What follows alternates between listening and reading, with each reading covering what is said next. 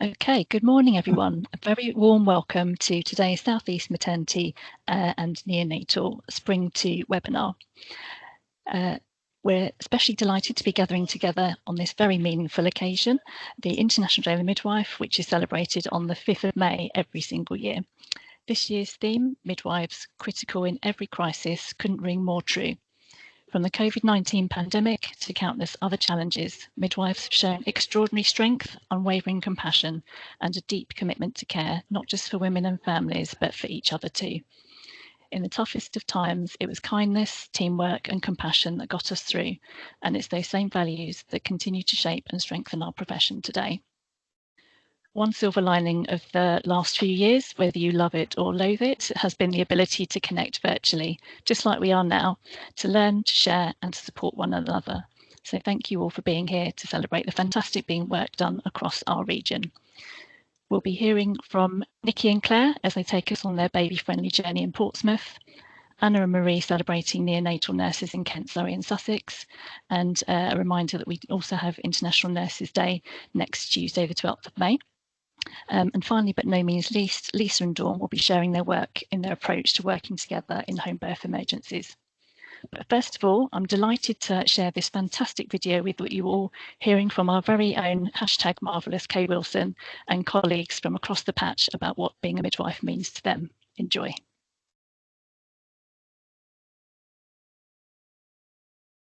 Oh, thank you all for the love. It was beautiful video, and thank you so much to everybody who contributed to putting that together and for sending in your little clips.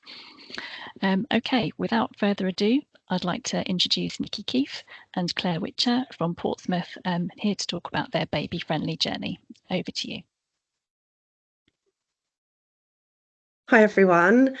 We get to follow that. I hope we can keep the energy of that. I mean, how privileged are we to be midwives? I think that sums it all up. And our baby-friendly journey, I think, sums up the role of midwives and the role that they take on, that critical in every crisis. I'll talk about where we were at Portsmouth, almost in crisis, and we'll talk about as we go through.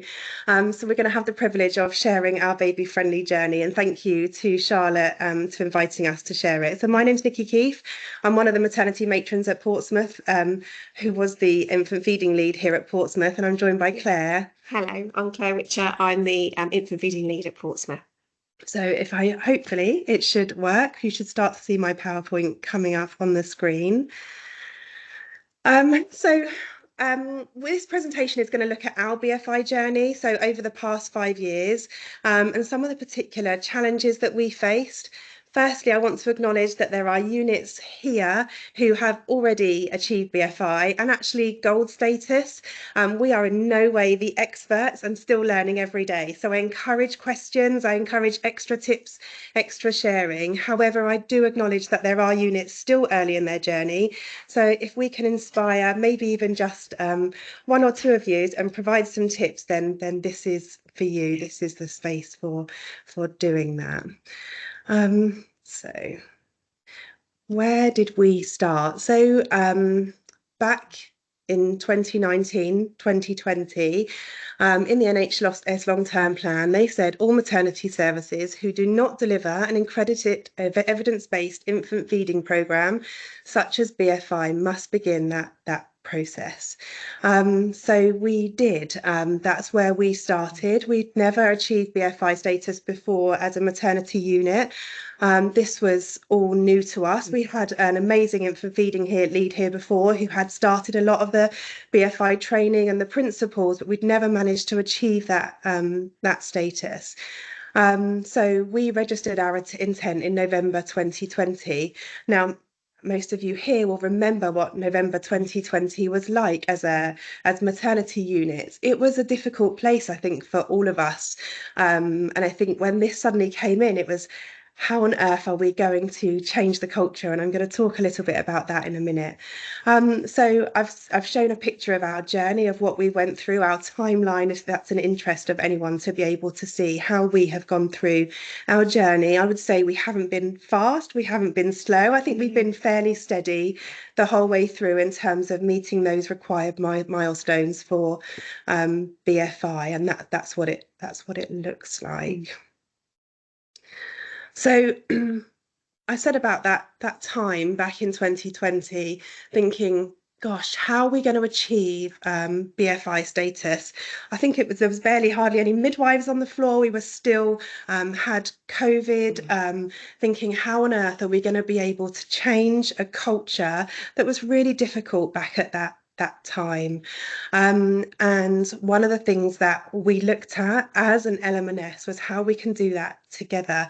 And I think that's where I really want to start, because the reason that we managed to achieve and to do that and to change a culture is because we work together. As an infant feeding lead, I found it's quite a lonely place to be. You're one person. I think as a specialist midwife, as any specialist midwives on here, you can relate to that.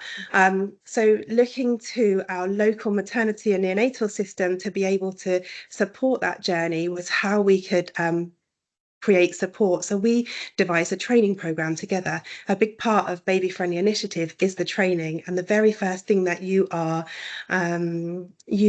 assessed on is your staff training and how your staff are having those conversations. So they are rigorously assessed. So our training program needed to be robust.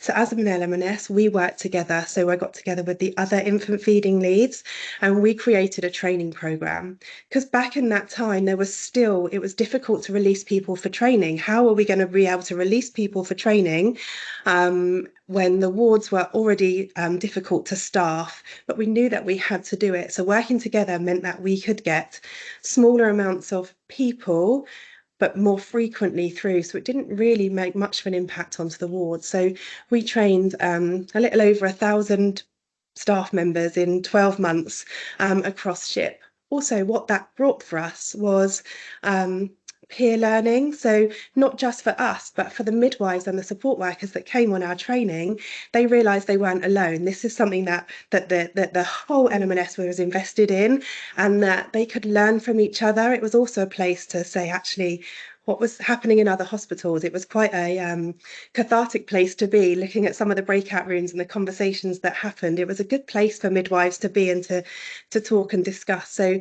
our training programme really supported being able to get midwives through it, but also supported staff, showing that this was something that we needed to do to support the families in our areas.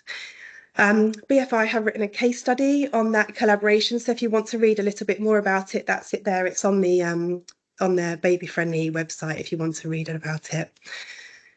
So some of the things that we had to achieve that we did to support us achieving it was a continuous audit cycle. So we decided to audit continuously. BFI have quite a prescriptive way of auditing. So for us, it was easier to audit on a monthly audit cycle than it was to do a big audit quarterly or 6 monthly. So it helped us to keep on top of where we were. So it enabled us to see where our focuses needs to be, where our strengths were and our weaknesses. It really helped us with project planning and applying QI methodology to support change. It also allowed us to be able to feed back individually to staff and to really engage with them on, this is a problem, maybe we can help you with this. What do you think would help? Which actually made a big difference, didn't it? Yeah, it was great. And then from that, people started to look at other areas as well, because we were started to get lots of good feedback. So we started to introduce things like doctors' inductions, doctors' training, and from that, other initiatives started to happen, things like skin to skin in theatre, doctors discussing the benefits of colostrum collecting.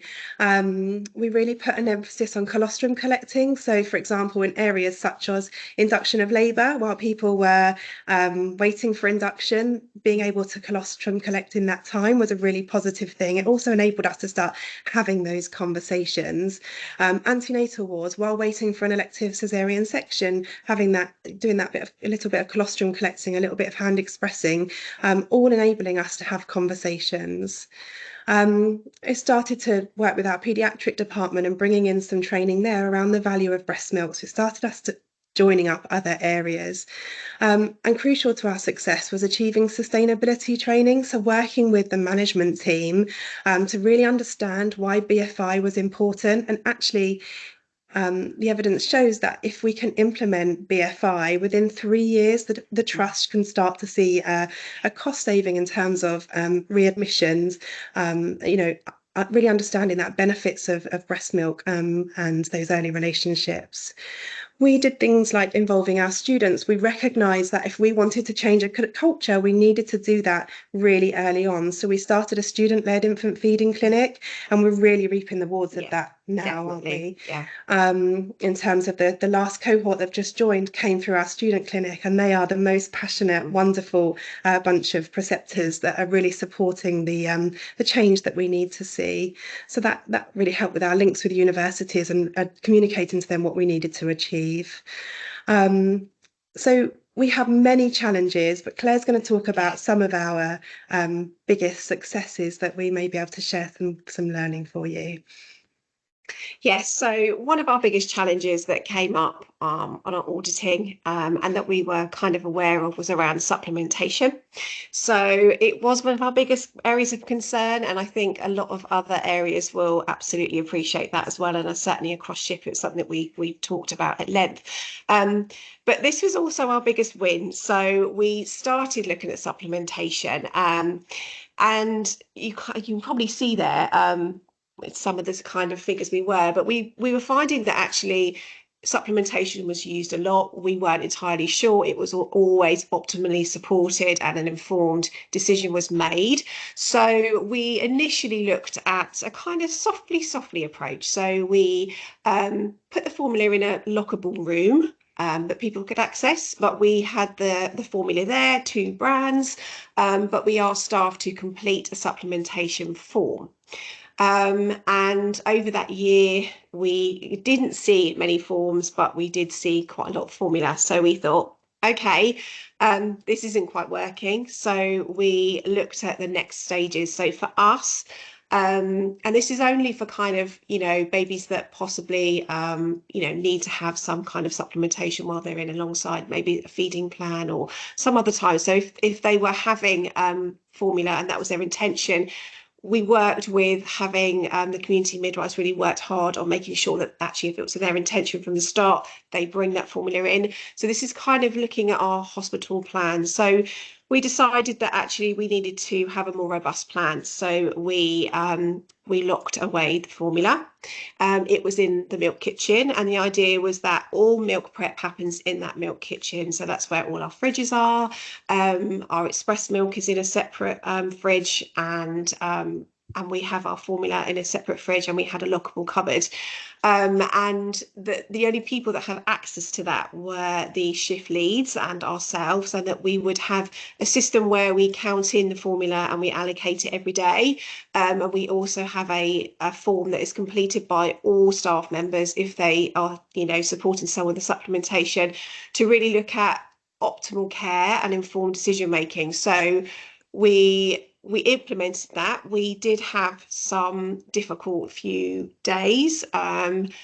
We had some comments where people maybe felt like that, the midwives were being punished and the families, which we soon kind of got around that by saying, the reason we've done this is because we want to ensure that families have the best care and that we actually really support them, and that the decision they make is a decision that we have supported them with. And things changed. It worked really well, and you can probably see that prior to it, 40% of our supplements were given in optimal care, and post-intervention 74% were giving optimal care, and that was in 2 weeks. So continuously we've seen a change. We do it every day. I've done it this morning.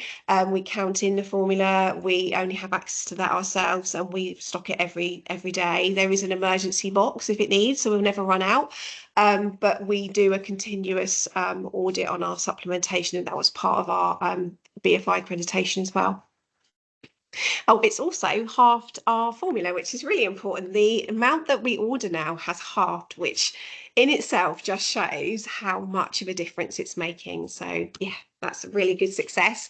The other one was around education. So we looked at our auditing, and we audited notes, we audited face-to-face, and we did telephone interviews. And what we were finding was that quite often that first feed in skin to skin and that responsive feeding was bit of a grey area where maybe people didn't quite have the opportunity they wanted, or they didn't have that information. So when we looked at our kind of auditing, we found that from our parent audits, 33% were in that first feeding skin to skin, and yeah, and 70% were responsive feeding. So we knew that that was an area we needed to work on. So we really did think about what we could do to help with that. So we had a few things that worked really well. And I would say what was really important for us was to use a whole team approach. So what we did do is we looked at parent education. So we started a workshop every month at QA with our infant feeding team, and it's been so successful that we've now had to increase the capacity. They book it through Eventbrite, and now we've had to move it to a bigger capacity so we can have 100 people, because we were full. So that in itself has worked really, really well. We also looked at kind of our vaccinating teams. We were really lucky to engage with them. So they've been amazing, and they have discussions at the vaccinating around giving out information around our workshops, but around the benefits of breastfeeding, and they document those in the notes for us as well. The QR code is the middle picture, and we give that out to everyone, but also we put them around on the back of people's chairs, so they have long waits sometimes in antenatal clinics. So we have that information for them, and we have it all around the hospital so that they can get that information, and all of our staff as well. We used our community teams. We were really aware that we wanted to educate them, and we gave them a specific kind of tool that they could use, because we understood that some of the conversations maybe they felt were quite difficult, didn't quite know how to start those conversations. So we did incorporate a tool for them to make it a little bit easier for them to really have that information at hand, with QR codes to equally give that information to them. And we also engaged with them kind of a long way along when we got to nearer to BFI, didn't we, as well, to kind of give them those information on a daily basis, which really, really did help. Our birthing room, so we have 2 posters that you can see on either side. We worked alongside that to think about the information in the room. So this was a prompt for staff, but also for families. And I recently, last week, audited a family, and they told me that they read the poster on their birthing room, and they said it was such a good poster, and it really gave them all the information they needed, and that's how they understood. So actually, it's just another way of making sure people get all that information. And we had them on a really big A3, didn't we, so that people could really, really easily see them, which has worked well. And we had QR codes literally everywhere, so that people could access that information, but also our staff as well. So this increased our first feed in skin to skin to 89%, and it increased our responsive feeding up to 94%. So a huge win for us, and really, more importantly, that information was given out, and everyone was aware of where to give that information, and it worked really, really well. But we also, looking at the whole team approach, had some collaborations to support people with a T21 diagnosis, HIV, our families that maybe are a bit more complex that are in ITU, and it allowed us to really engage with MVP as well. So all of this work just brought everything together. So just everyone asks us, what does our team look like? I think it's one of the big questions we have. This actually isn't our little infant feeding team. This is our whole team. So this is the press release photograph that came out. So I took over from Nikki when Nikki moved to her secondment. So before that, I was working in the team 2 days a week. So actually, our team is now an infant feeding lead midwife. We did have a secondment 2 days a week. We currently don't have that. So we have a band 4 MSW in our team, and we have 1 family hub band 3 support worker who is working on a more specialist area of the city as part of the Family Hubs project. And we do have 3 separate tongue tie practitioners that run 3 clinics a week, which is a 0.8 whole time equivalent. So we are a very small team, so we absolutely had to collaborate and utilise all of the other services that we could, because we just couldn't have done it without everyone everyone's support, really. So what happens next for us? So we obviously got our stage 3 full accreditation in December. So we are looking at kind of sustainability of the BFI standards for our service users, and we're looking at ongoing auditing as well. We're doing that on a monthly basis. That's really, really important for us because it is how we look at improvements, but also we celebrate successes. And I think what's been really important on our journey is that we have given out lots of feedback, positive and negative, but also lots of feedback, lots of praise. We brought in a star of the week. In fact, staff were emailing us to ask how they could get a star of the week, which was lovely because it really meant a lot to them, which we loved, and we still have that kind of relationship now.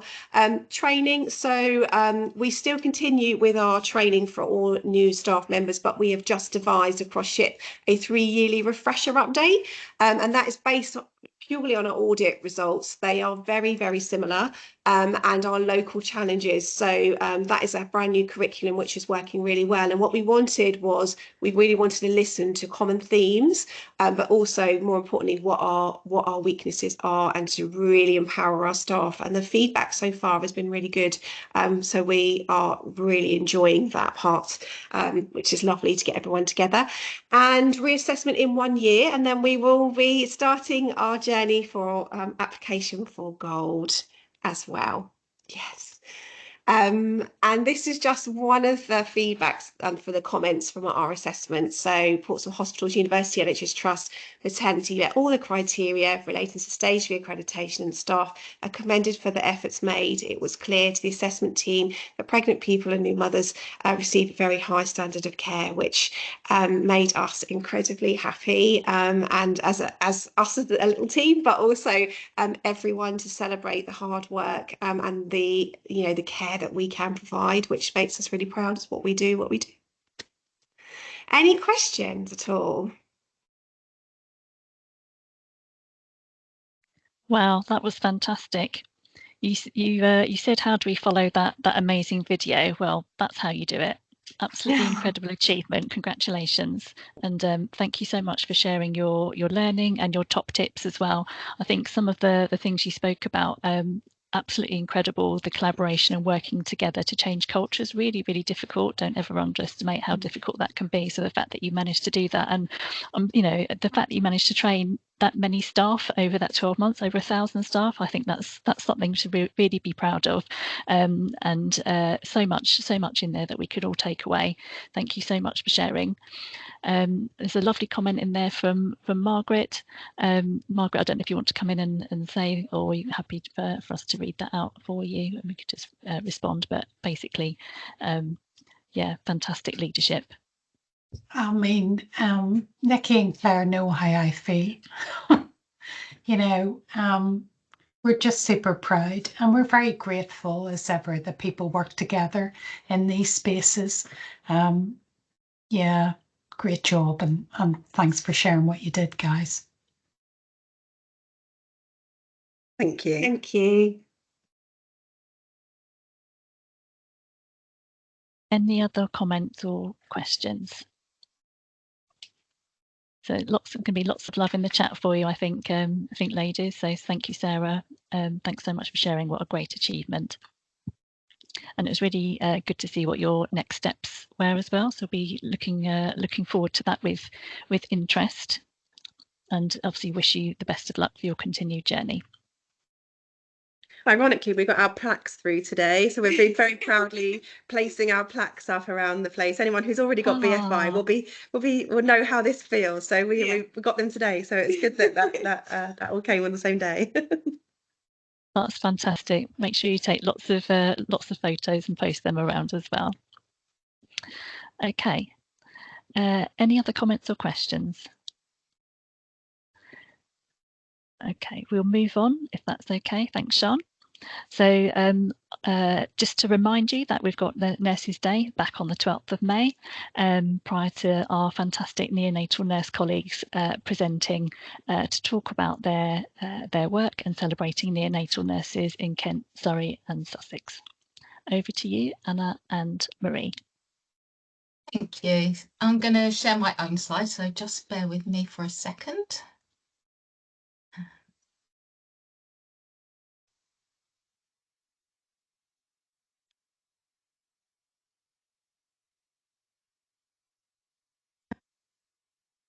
Are you seeing that?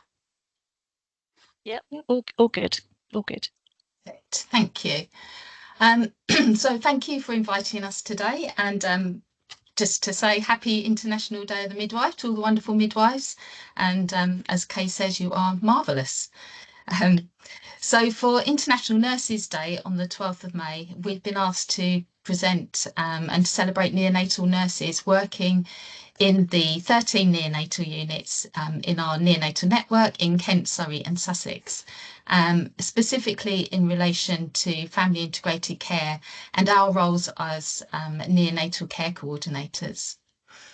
So we've seen that as medical and nursing care of the neonate has evolved, the role of the neonatal nurse has become highly specialised.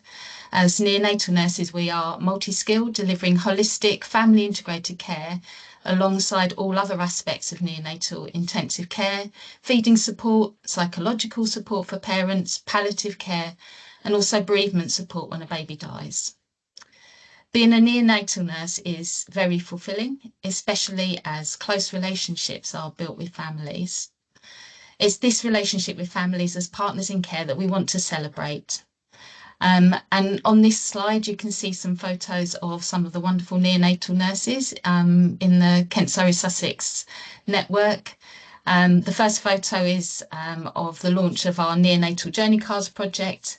The middle photo is our first face-to-face family integrated care day that we held back in October last year at William Harvey Hospital, and they're all family integrated care leads from the units across the network. And then the third photo again is the launch of our parent card project. Okay. So I'm just going to introduce ourselves. You're going to just really hear from me today, but I want to introduce the rest of the team. So we'll do that in a second. So me, I'm Anna Francis. I'm the lead neonatal care coordinator for the Kent, Surrey, Sussex neonatal network, and I'm extremely proud to say that I'm a neonatal nurse. And I've had the privilege of working with so many amazing neonatal families and nurses. I started my general nurse training back in 1987, so I'm general trained. I'm not a midwife and I'm not a paediatric nurse. And I had no awareness that a neonatal unit even existed, let alone that it would be an option for me to work in one. But I did for 27 years, and I've had so many amazing opportunities. I was supported to complete a master's degree, and my last role before leaving for this job was as a matron on a NICU. And I would say that neonatal nurses have many unique transferable skills, and they are very, very special. I'm going to ask Temi now just to introduce herself. Are you there, Temi? Yeah, I'm here. Good morning, everybody. I'm Temi. I'm also one of the neonatal care coordinator for Kent, Surrey, Sussex Neonatal ODN. And like Anna just said, I've always wanted to be a children's nurse. But the moment I stepped into neonatal care, that was it for me. I was hooked. And this is almost 20 years ago. And all the clinical skill that I've gained over the past 15, 20 years, have become really useful in this current role. Thank you. Thank you, Temi. Laura, could you introduce yourself? Good morning. My name's Laura. I too am one of the neonatal care coordinators with a background of working in paediatric nursing, is where I started on a children's ward and then went to neonates and have never left and continue to work clinically as well as in the network. Yeah, I love my job. Thanks, Laura. And then over to Marie, who's an honorary neonatal nurse, I would say. I was going to say, she'd make a great neonatal nurse. My background is not neonatal nursing. My background is children and families, but I'm here today to bring the voice of the family, and as we'll be speaking about family integrated care and working in partnership with families, that's kind of where I am in terms of this presentation. Thank you. Thanks, Marie. Okay, so why are we neonatal care coordinators in post? So this slide shows a timeline of timeline of relevant publications leading to the introduction of our care coordinator roles. So care coordinators were first appointed into post in 2021, and this was following the publication of the Neonatal Critical Care Review in 2019. And we were brought into post to work on the key area of enhancing the experience of families. All the neonatal networks in England were given funding for the new care coordinator posts. The short, concise aim of our roles is to facilitate the development of family integrated care and parents' involvement in the care of their baby. So you can see you've got the NHS long-term plan there in 2019, coinciding with the launch of the Neonatal Critical Care Review, us coming into post in 2021. There was a national care coordinator group formed, and we had our first group meeting in June 2021. Then came neonatal GIRFT, which there was a lot of focus on family support in there, and the 3-year delivery plan for maternity and neonatal services. So here on the screen, you can see the official definition of family integrated care, or FiCare, you might hear it said as, from the British Association of Perinatal Medicine, or BAPM.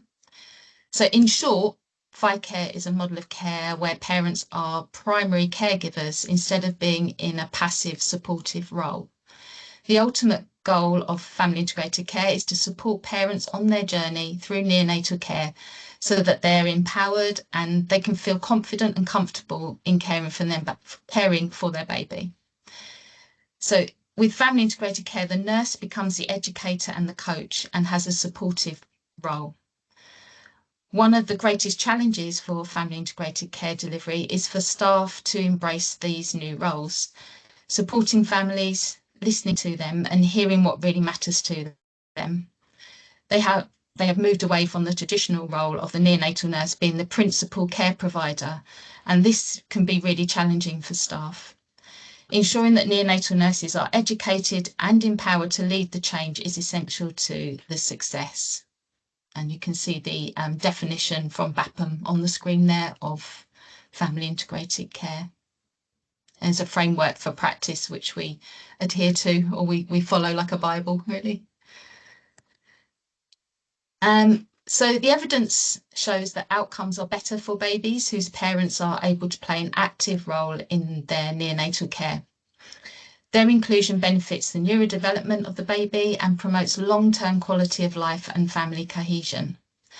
And this slide just shows the evidence benefits of FiCare for babies, family, and for staff. So for a baby, you can see increased weight gain, increased breastfeeding, reduced infections, decreased length of hospital stay, less readmissions, reduces adverse events and supports brain development. For the family, it can decrease depression, decreases anxiety and stress on families, decreases post-traumatic stress and supports bonding between parents and babies. And then for healthcare professionals, reduced burnout, increased work satisfaction, and staff are empowered to lead change in their units. So when we first came into our new roles, there were a few hurdles to overcome. Firstly, our roles were new nationally, so we weren't taking over from anyone, we were just establishing ourselves.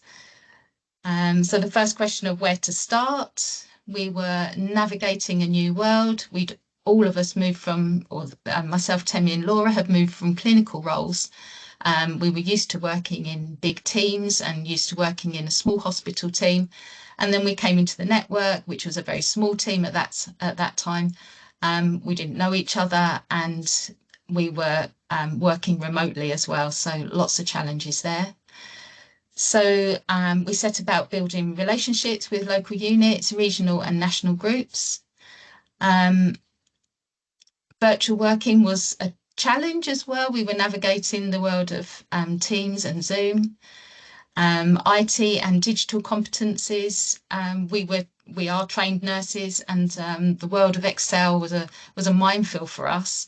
I mean, give me a ventilator any day to troubleshoot over a format in a Word document, but Neonatal nurses are adaptable and problem solvers, and we embraced all of these challenges, and we have conquered most of them, I think.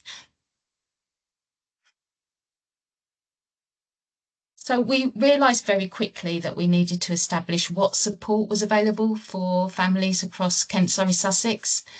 And to do this, we scoped all the units and we wrote a report of our findings.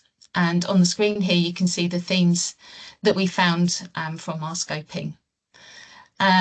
We found that FiCare practices were not embedded across all the neonatal units. There was a varied approach to how we receive and use parent feedback. There was a need to support families who were moving around units in Kent, Surrey, Sussex network and beyond. The need to standardise digital information and signposting for families. The need to reinstate pre-pandemic activities. You know, the COVID pandemic severely impacted the delivery of family integrated care, as parents were seen as visitors, really, and families were prevented from being present and involved in their babies' care. And it did really affect the health and the well-being of babies, families and staff, and it was really compromised. So that was really our first opportunity, our first priority, was to support the units to recover so we could start to move forward again.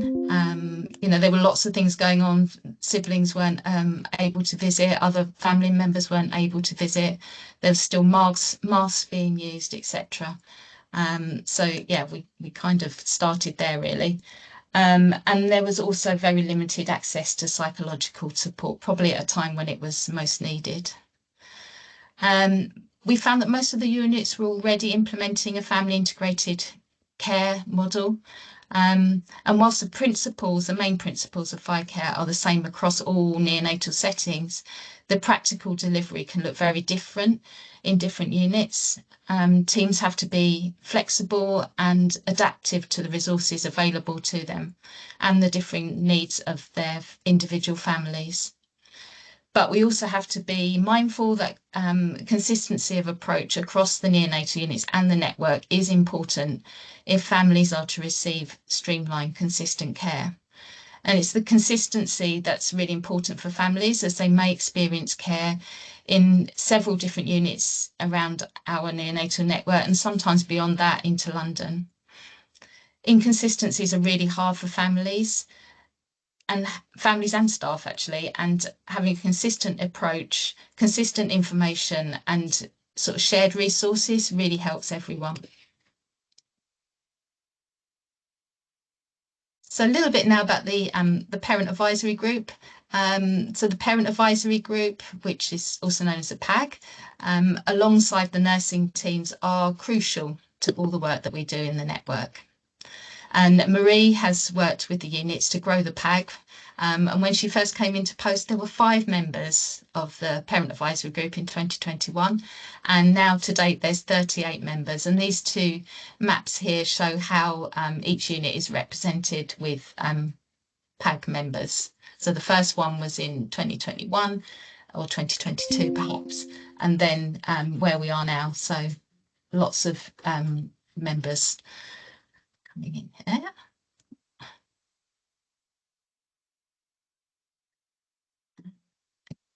And then,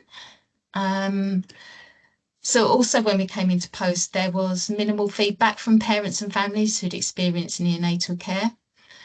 We know that trusts do have feedback mechanisms, such as the Friends and Family Test, but this is not very often tailored for neonatal families. So we worked with the PAG and the neonatal nursing teams to develop a survey that was more comprehensive. And this survey really helps us to know where we need to focus support in the network and gives the units feedback that they can use to make change and to celebrate name staff and positive family experiences. So on the slide here, you can see an example of a You Said We Did template that a unit used to share feedback and actions with staff and families. And the survey to date has had 431 responses, and that was since we launched in September 2022. So some units might only get a couple of responses a month, but it's really good information, really helpful information. And parents want to tell us about their journey as well. So FiCare leads, unit matrons and managers have been really instrumental in driving the successes on their units with our support. We've established a network of family integrated care group with over 60 members meeting bi-monthly to share ideas and challenges. Quality improvement projects have been presented, and we've had guest speakers invited to speak on a range of topics. And we had our first face-to-face FiCare day back in October last year, and we're now planning these every 6 months. So an example of a change that's been seen across the units is that there were previously only a small number of parent-led or family integrated care ward rounds happening across the network. There are now 10 out of the 13 units conducting parent-led or family integrated care ward rounds weekly. And these really ensure that parents are fully involved in their baby's care. As ward rounds are traditionally medically led, nurses have instigated and taken the lead to change, shifting the focus to families. And, you know, in some places they've had to fight really hard to get the voices of families heard.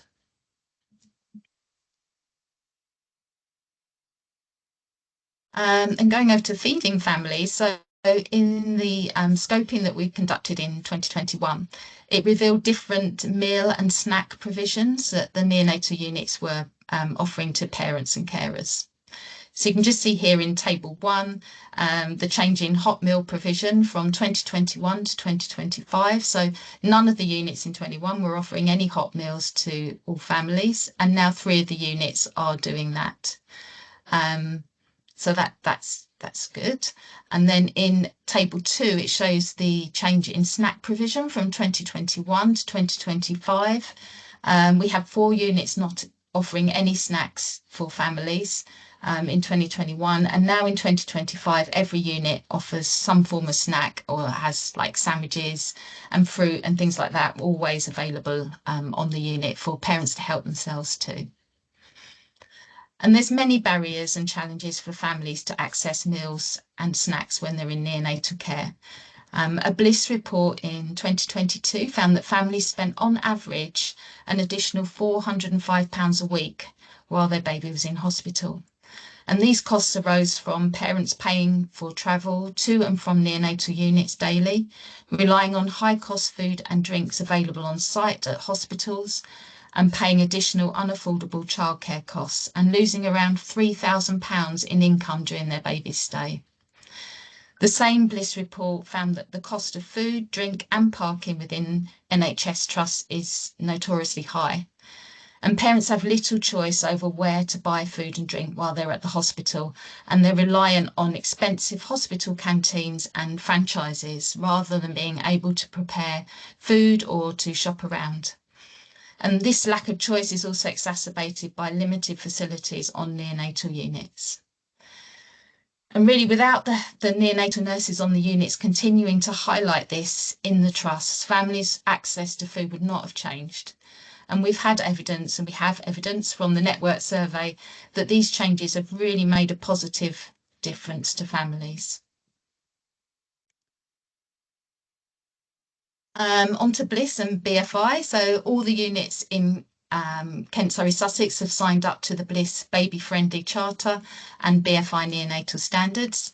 The standards are designed to help neonatal units to develop and transform their care practices, and also helps to sustain the work we're doing to create an equal and equitable FiCare environment for all families in KSS. The progress, which you can see on the screen here with the 2 BLISS accreditation and BFI accreditations from 2021 to 2025, really highlights a positive shift in culture that we've seen on the neonatal units. On to parking costs for family, and this is one of the greatest achievements. So you can see here in 2021, in terms of parking, 2 units, parents or families were charged full price for parking, 7 had discounted parking and 4 had free parking. Now none of the units pay full price, 2 have discounted, and 11 units are now offering free parking to all families in neonatal care. And you know, the 2 that offer discounted parking, this is still a win, and most importantly, no one pays full price. Just going back to the parent and family survey, it was highlighted that families were often unaware of the offer of free or reduced parking fees, but staff have really reacted to this feedback, and they now ensure that more families are aware of the offer. And again, evidence of this can be seen in recent survey responses.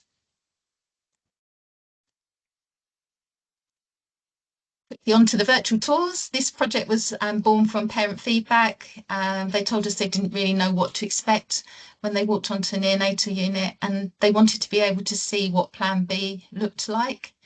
The tours were co-produced with the PAG and the neonatal nursing teams, and both PAG and the nursing teams continues to give us feedback and share ideas of how we can make them better. For example, we've heard from one unit that they'd like to include sounds of monitors and some of the machinery to be added to the tours, so we're going to do that in the future. So we were the second network nationally to complete virtual tours of all the 13 units and the neonatal transport service. Other networks have since commissioned this work, and the more networks that do this, the better it will be for families. Units have also used them to promote their units for recruitment as well. And to date, the tours have had over 7,000 unique views since launch in November 2023. So we've supported the units across the network to develop local Padlets as well. These are now maintained by the neonatal nurses on the units, and they enable families to have access to trusted and up-to-date information about neonatal care in one place. 12 out of the 13 units have active family Padlets.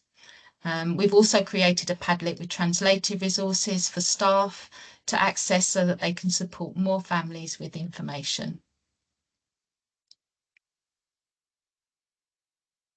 Hope you've heard of this one. Baby Steps are neonatal journey cards. This project was not possible without the support of the neonatal teams.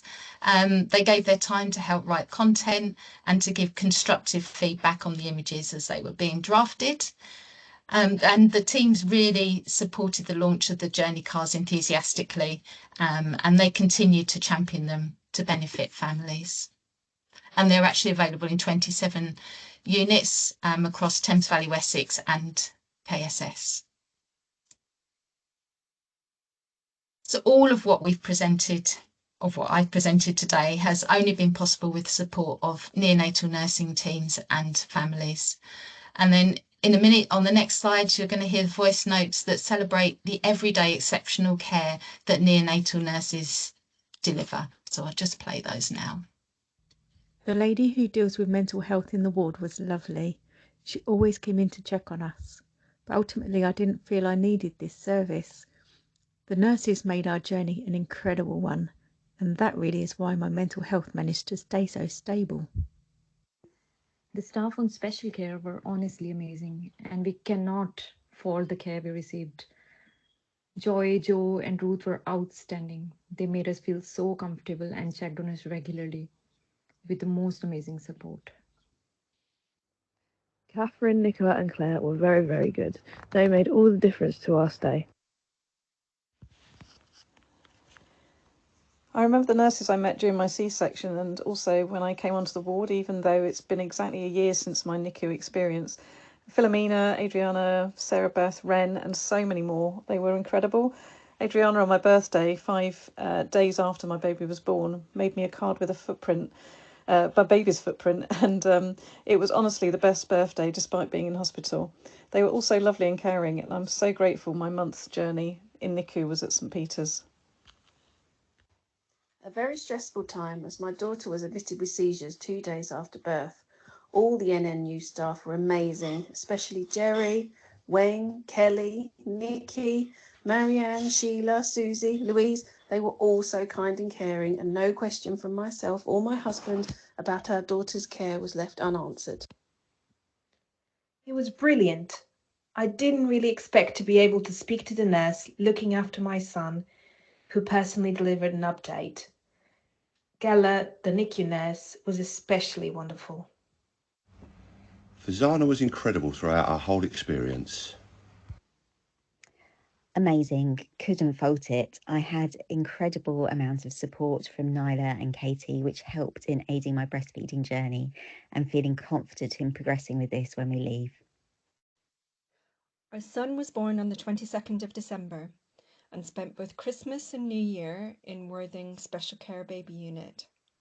The staff there made a difficult time a little easier. And this final slide is just photos that have been kindly shared by families who've been cared for in neonatal units in Kent, Surrey and Sussex. Yeah, thank you for listening. Happy to answer any questions. Thank you. Wow, what an amazing presentation. Thank you so much. And for those who may not be aware, when I asked Anna to come and present, you weren't quite sure about what you could talk about, but there's so much in there that you should be really proud of, you and the team. So thank you so much for doing that. And I completely agree with you. Neonatal nurses are very special. And you kind of highlighted they're able to adapt and solve problems as well. But all of those benefits that you spoke about for the families and hearing their voices, and it was so lovely to hear some of their comments as well. But for me, the feeding the families and the parking, I think, two really tricky issues that you've managed to work through and get all that support on board. So you should be you and the team should be incredibly proud of what you have done. Thank you so much. Okay, time for Q&A. We've got a comment from Dawn about the free parking in the chat. Wow, yes, it's definitely a thorny issue, isn't it? Christine has said this is fab. Can she check that the Padlets go on the Healthier Together app? I don't know that app, but I think that may be in Thames Valley, Wessex, so it would be their care coordinators. They have Padlets for their individual units as well. So yes, I'm sure that would be something that could happen. Christine, do you want to come in? Oh, you're just doing a thumbs up. Yeah, I was just doing a thumbs up, yeah. Okay, brilliant, thank you. If Christine, we can put you in touch with colleagues in Wessex if that's helpful for you. That would be great, thank you. Yeah, thank you. Okay. Any other comments or questions?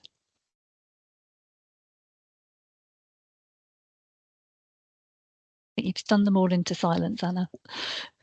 Okay, fantastic. Okay, so with perfect chairing, it's 12 o'clock. We're going to be moving on to our final presentation of the morning, and we're going to be hearing from Lisa and Dawn on their LMNS approach to home birth emergencies. Over to you both. Thank you very much indeed. So my name's Dawn Kerslake. I'm consultant midwife for CCAM, and hopefully Lisa's here somewhere. I'll let you introduce yourself, Lisa. Thank you, Dawn. Yeah, hi, I'm Lisa. I'm the Deputy Head of Perinatal Quality, Safety and Experience for Sussex LMNS. Okay, so we're just going to talk through what we have done since I've been in post about 7 years ago, and how we're going to then go on to develop it further. So just before we start, I just want to think for a moment about the difference between an emergency in hospital and a home birth emergency, or maybe it's not a home birth, maybe it's just somebody that's called an ambulance because they're having the worst day of their life and they need some help quite quickly. So most people that call us haven't expected to see an ambulance with them today. Most people don't write that in their birth plan. So that's a hurdle straight away. I would go on to say that most of the calls that we attend as an ambulance service are for women under 37 weeks. So we don't always have the pleasure of having midwifery colleagues with us. That's a real advantage and a real boom if we go to a home birth and we've got 2 midwives already present. But anybody under 37 weeks, home birth midwives don't attend, so that's all on us. We also go out to the most vulnerable women. Some of these women have never accessed care, don't know how to access care, didn't know it was available to them. So, and they don't therefore sometimes speak English as a first language. So it's fraught with complexity. And then just finally, let's just talk for a minute about access, because if you're planning a home birth, a midwife has likely come out and assessed your home and given you some advice and guidance on the best place for you to birth within your home, and things that you might want to consider obtaining to assist that process. But if you call an ambulance cold and you live on the 3rd floor of a flat and the lift's broken, there are all other hurdles that we have to contend with in terms of extricating you from wherever you are having your birth emergency. So, and then we've got to put you in a big yellow square and drive you from A to B. So then we've got a conveyance to think about as well, and how we might best do that. And one of the reasons this training day came about was, well, wasn't the only, but it was one of the reasons, Lisa will probably embellish this a little bit more later, is we had a really challenging breach. Everything's a job in the ambulance service, so forgive me, I'm going to say job because it's easier. So we had a really challenging breach job, and it was a really poor outcome. And part of the challenge was the extrication from the home. And we went round in circles about that. And then we talked about how you would convey a woman with a breech baby. Well, let's just say it how it is. The breech baby was half hanging from this lady. How do you get her from her home into a hospital? Because there's legalities around that. In the back of an ambulance, you can't just throw someone in and drive on a blue light. You've got to wear a seatbelt. So how do you put a woman in an ambulance who's got a breech baby protruding and make her safe and keep her safe? And then where are we going? So all of us know where we work because we go there every day. But if you're out of area in an ambulance and a Category 1 call comes in, it doesn't matter if you've just done a transfer, you've got to attend because the nearest resource is mapped and we know where you are. So we will send you. And you might not know the local hospitals, and you might not know where the maternity unit is or the ED or wherever else you might need to take this patient into. And then just finally, are we going to be well received when we get there? Are they going to listen to the handover? Are they going to be cross with us because we haven't gone to A and we should have gone to B? So so all those things really came about when we thought about setting up this workshop. And then finally, just home birth midwives, they have one set of kit and equipment and they know each other. And then this whole lot of green people come wading through with a whole different set of kit and equipment, and we don't know each other and we don't really know what each other does. So how do we very quickly in emergency ascertain what Lisa does versus what I do versus what somebody else in green wears? So part of our training day is to cover all of those issues and more. So we'll move on to the next slide, please. So we are, as an ambulance service, and I taught this sort of globally, not just in CCAM, we're the second largest provider of perinatal care.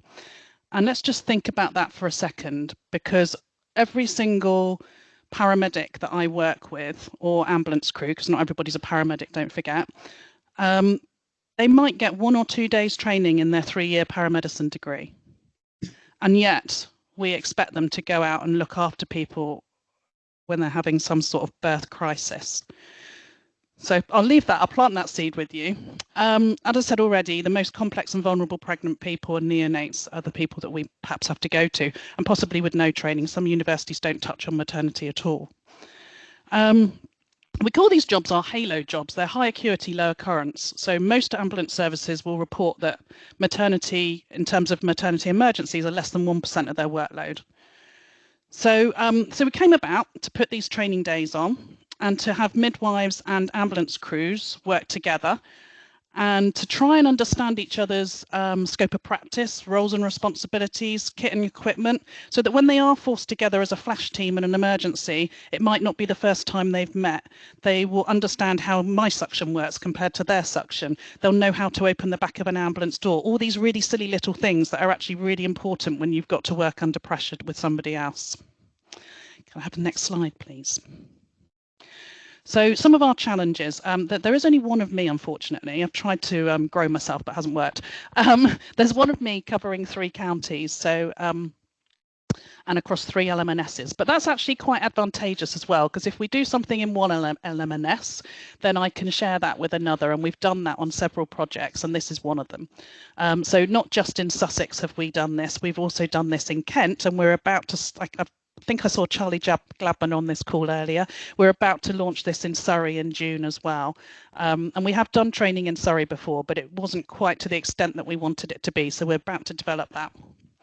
No PDMs within the ambulance service, and green people, these are my colleagues wearing green, ambulance folk, they have to undertake additional training in their own time. But interestingly, and Lisa will support this comment, whenever we put on a training day, we're full to the rafters. There's standing room only for green people. We never ever say, oh, we've only got 10. You know, if we've got 15 places or 20 places, we'll get 15 or 20 people and some. And on one of our days we did, I don't know if Lisa remembers, one of the paramedics that came got out Colin the Caterpillar cake at coffee time. And I was like, well, what's that? Why have you brought that along? And she said, oh, it's my birthday. Now, how many colleagues do you know that would go to a training day on their birthday that they're not being paid for to be there? So they're really keen to learn, my colleagues. They're desperate to have, you know, knowledge and understanding. We do have our lovely Surrey Heartlands midwives within our control room in West. So we've got a control room in Crawley and we've got one in Medway. And in Crawley, we have some midwives there. They are using our space to host their triage service.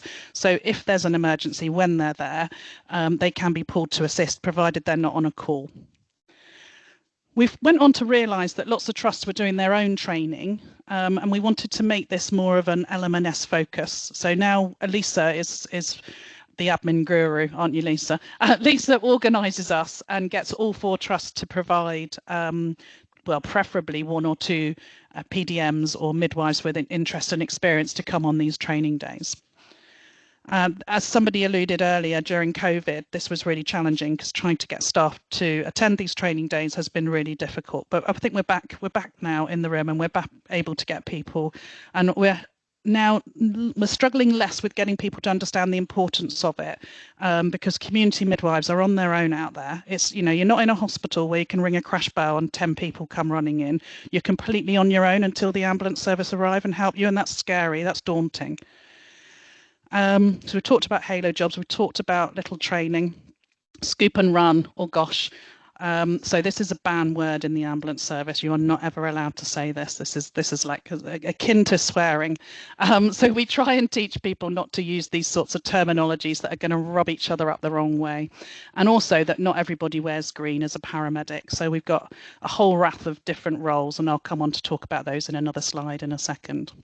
And yeah, just midwives understanding the ambulance perspective and the ambulance colleagues understanding the maternity perspective, and that comes out time and time again in every training day we do. Next slide, please. So with this came really good opportunities. So I'd done quite a lot of work with the Resuscitation Council with the NLS algorithm and trying to create a new course called Out of Hospital NLS. And alongside that, we'd come up with some really good pieces of kit and equipment that would be really useful outside of hospital. So we try and share these on every training day. And iGel 7 years ago, I would say probably very few community midwives carried them. But now I'm hearing more and more that midwives have them, community midwives have them out and about in their bags, and they've got suction. Lots of midwives didn't carry suction, and all these things are essential to resuscitation of a baby and following that NLS algorithm.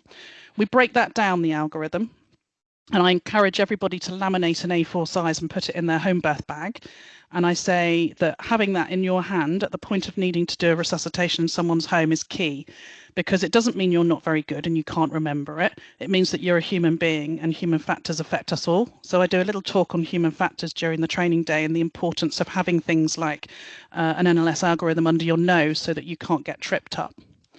And then we came along with, I looked into bits of equipment that would be useful for thermoregulation, because you're already, I mean, I remember as a midwife on labour ward taking a baby to neonatal unit and it being cold, and I'd done everything in my power in a building with 4 walls, a resuscitator, a warm mum, everything to keep this baby warm, and it was still cold. So what chance do our pre-hospital clinicians have of delivering a baby warm to a hospital?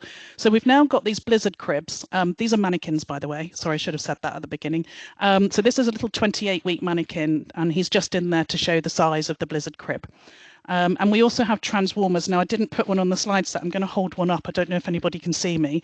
This is an infant warming mattress, and it's basically a giant hand warmer. There's a little silver disc here, and you just squeeze it, and this activates and warms up. So that goes within the blizzard crib, along with an abundance of towels.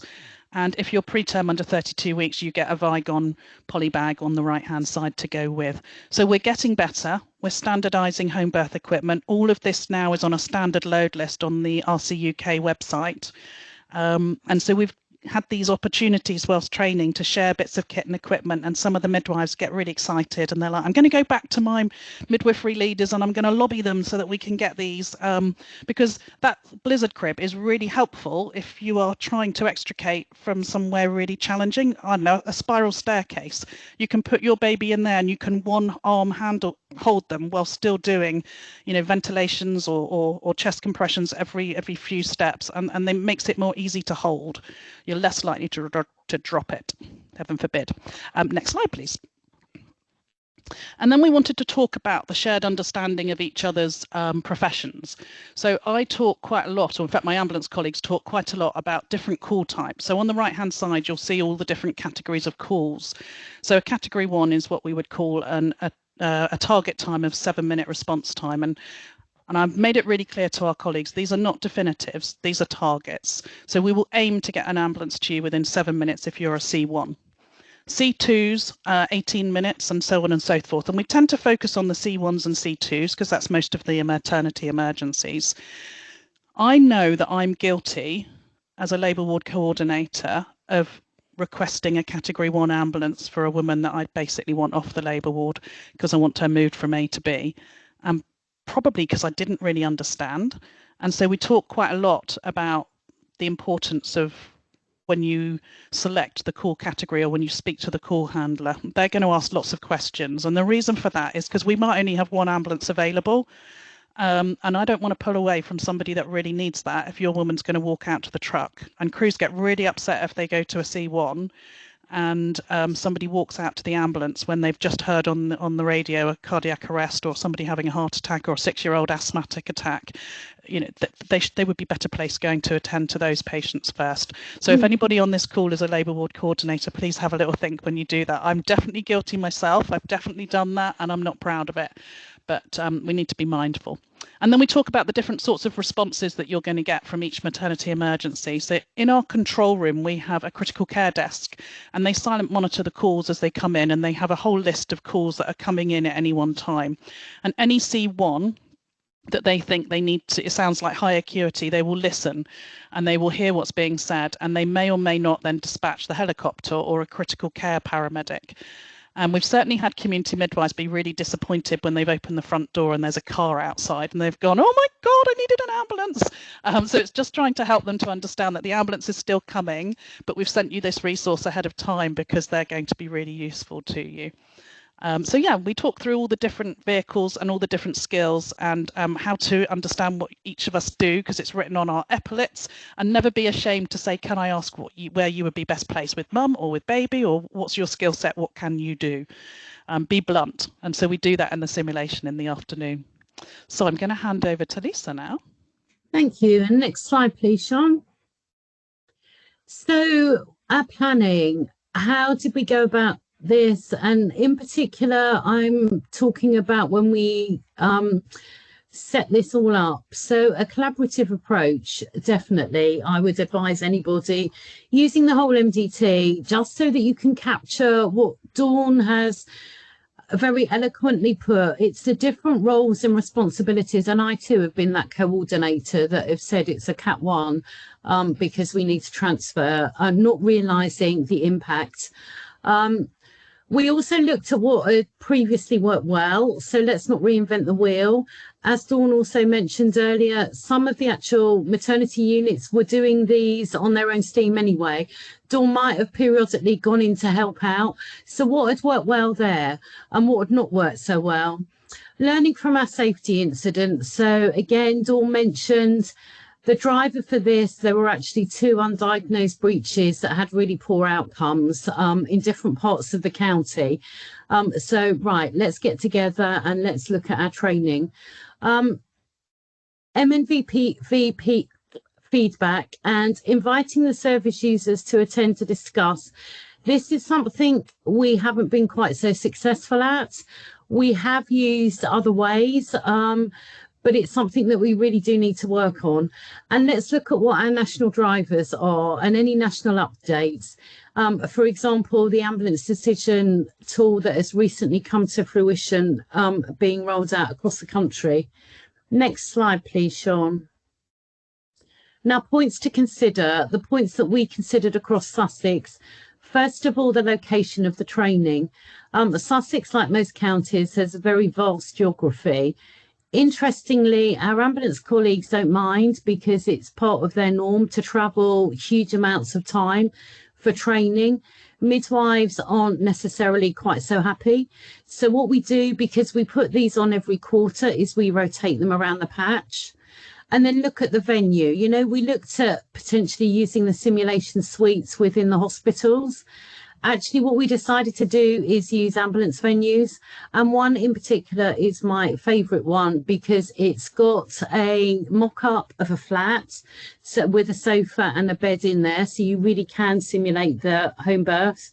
It's also got a cupboard that you open the door and it's the back of an ambulance, which is really useful to help our midwives understand how small those ambulances are. Another point to consider is around the numbers, both for the faculty and for the participants. Like with most training days, you do get some participants that for whatever reason on the actual day can't attend. Also the faculty, if I'm honest, the ones that have worked the best are when we have equal numbers of midwives and ambulance staff as part of the faculty. Now, because Dawn is the only consultant midwife within 3 LMNSs, that can be a challenge. So we have made do with some of them, but honestly, the ones that work best is when there's a joint approach with the faculty. Need to remember audience triggers. The first one we ever did, there were 2 staff there that were involved in one of those awful outcomes with the breech births. So it's being mindful that the faculty are aware of that before the day. And also that as a faculty, we let staff know that we're here to talk and support them in any way that they need. And then cultural norms. I'm not too sure we've always got this successful. Wearing uniforms at training events, that is a default and that is the norm for our ambulance staff. It is not the norm for our midwifery staff. So consider, should everybody not wear uniform? Or actually, as a lot of simulation training evidence shows, should we all actually wear uniform or what we would wear at work? Because that simulation works better if we are dressed as we would be during the real life event. Just something to consider. Next slide, please. Just a few photos. The one in the middle is the mock-up of the flat that is in one of the training facilities. You'll see we do have some formal kind of lecture type based teachings in the morning before we go to the simulations. And, you know, we love using the ambulances to really get to grips with how small it is. And then the one on the bottom right, you know, I've learned so much doing this as well. And I've been a midwife for a very long time.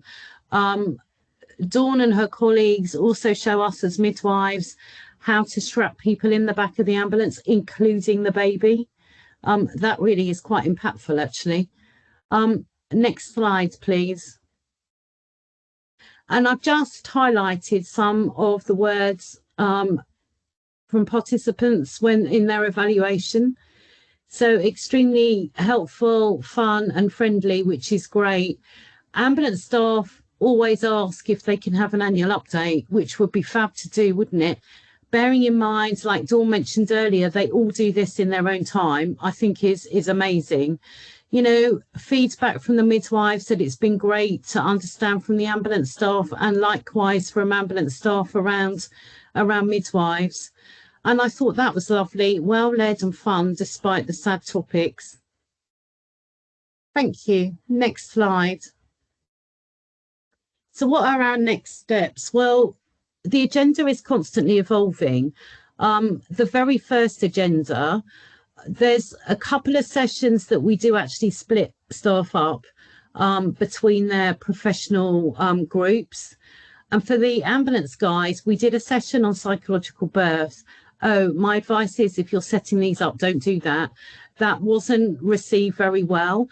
We had good intentions, being mindful that their training around psychological birth is not as in-depth as ours as midwives. but what they would rather have learned is how do we manage when there's meconium, how do we manage the APH, etc. So yeah, don't put psychological birth as a standalone item. Ensure the day meets any subsequent local learning. So because we do it every quarter, we are able to do that. So there was a safety incident not that long ago that the ambulance person that was there needed a bit of extra help about rubbing up a contraction to try to support reducing that PPH. So we were able at the next HUE to have a bit more of an emphasis on that. Review the process for facilitating on-day support. We have spoken about actually having a facilitator leading a particular group so that during break times they would know to contact them, or actually just having any of the faculty being available. Red phones. Red phones has been an output of these. Dawn, let me bring you in to talk about the red phones. Yeah, sure. So those of you that are familiar with emergency departments will know that they have a red telephone, and whenever we're taking in somebody that's high acuity, we'll ring them ahead of time so that they can get the trauma team or the resus team ready, or whatever they might need to get ready for the arrival of their patient. And some of our maternity cases are not dissimilar to that in terms of needing to get teams ready ahead of time. And certainly in some cases getting midwives to stand at a door and await for us, particularly if, like, I'm thinking of Brighton now, you've got to walk past ED down a long public corridor up to the 14th floor, and if the wind's blowing in the wrong direction, the lift doesn't work. So all of those sorts of challenges, you know, trying to get people to understand that the ambulance crew will want to just get to point A and very quickly hand over to somebody. And that's not always possible. Also, maternity units are very, very poorly signed in every hospital that I've had to go and visit, whereas EDs are always written in bright red. So we've put in red phones. They're coming soon. So they're in Sussex. We're going live in Kent in the next couple of weeks. And then Surrey is to follow a little bit later on, a few months' time. And the idea is that the crew will be able to ring ahead. We've said at the moment we only want midwives or doctors to answer the phone. And we've given them a piece of paper that they need to write down. It's not a handover of care. They're not allowed to ask questions. They literally write down the incoming information, which will be massive obstetric hemorrhage, ETA 5 minutes. That might be all you get, but at least you know that it's coming, and at least you know what you can prepare for, because the person in the back of the ambulance is likely on their own trying to manage said emergency whilst also trying to radio you. But it's cut out that difficult position of having to, previously they would have to use their own mobile phone, go through switchboard, ask to be put through to maternity, all whilst trying to manage whatever drama they're trying to manage in the back of the truck. So now hopefully this will be more streamlined. They can use their radio, it'll be recorded, and we can audit it. Is that enough? Yeah, that's great, thank you. I've already alluded to that we're reviewing how we hear the voice of the service user. We're really mindful that we need to do that. There were a couple of a couple of the workshops we put on where we listened to use the recording of a really impactful man called Ben, who unfortunately his wife died, and I think the baby did die as well. It's great to use the recording, but actually it's more impactful if we've got a person physically there. So that's a bit of a work in progress for us. Now, I'm a great fan, as I'm sure most of us are, of debriefing. You know, my vision would be that we get to a place where at the time of the incident, we have joint debriefs. I think as maternity services, we're really good. And I think separately, the ambulance guys are really good at doing their own debriefing. But actually, it was a joint incident. We should have a joint debrief. And also the call handlers. There have been a couple of HUEs where Dawn has kindly shared recordings of call handlers. There was one breach, actually, of the call handler talking through the breach. Now, part of my learning from doing this is how our call handlers tend to be band 3s or band 4s, so quite junior staff, and what they have to deal with. It would be great in an ideal world to get them involved in the debrief as well. Next slide, please. So what are the takeaways? These are my personal takeaways. I always find them extremely humbling, always trying to put myself in that position of that clinician. The actual day is exhausting because on a personal level, I tend to be the one that's saying, come on, time's up, move on, and this is the next way you're going. They are great fun. And I always learn something, as I'm sure every participant and every member of faculty does. Absolutely, it does create a shared understanding. You know, in my naivety, pre doing this work, I always thought that a person in green that turned up to a home birth emergency was a paramedic. Also learning that actually people in green don't mind being asked what their role is. And an unintended output of this whole work has been the collaboration between our maternity education teams across the system. They now come together, they give each other peer support, they share resources for other training sessions. So I'm really quite proud of them of how they now work across the system and not just concentrating on their specific unit. And the last slide, I think it is, Sean. Thank you. And any questions? Have we stunned you all into silence? That was fantastic. Thank you so much, Lisa and Dawn, for that really interesting and thorough presentation. So much to take away from that.